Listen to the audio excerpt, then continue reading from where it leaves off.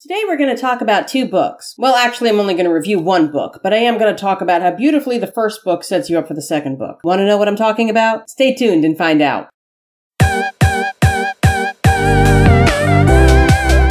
Hi there, I'm Dublin Blake, writing and creativity coach who helps you get the best life by writing your best book. Welcome to Book Beat, where I review and analyze books and occasionally some book-related products or movies to show you what makes them great or not so great. Let's get started. Okay, today's book is called Loch Ness Revenge, and I am going to mention this review does contain spoilers. In Loch Ness Revenge, the protagonist is determined to get revenge on Nessie, or rather the group of Nessies, that killed her parents. As a side note, and this will come into play later in the review, I did want to mention that these type of creatures like the Loch Ness Monster, Bigfoot, and so on are called cryptids. Anyway, she lives by the side of the loch and waits for her time to strike. When it comes, she contacts her brother. He comes up and brings with him a friend who's going to help. This is where the book turns into sheer genius by setting you in the right frame of mind for the next book. The friend is there because he's also after a cryptid. Not the Loch Ness Monster, but a creature in the jungles of Indonesia called the orang pendek.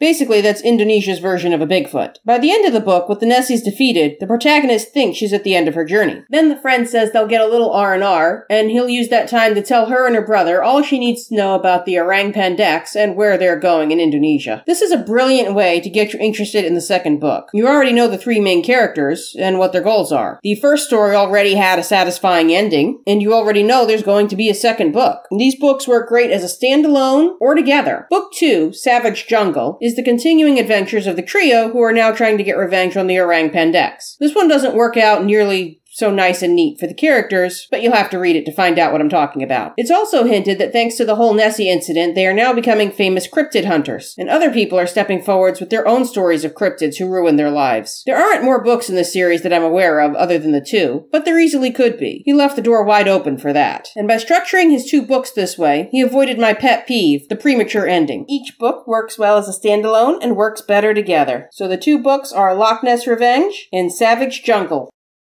Well, that's about it for now. Be sure to subscribe for more great reviews and book writing tips. If you'd rather read a story, then check out my other reviews and my 2-sentence stories. See you next time!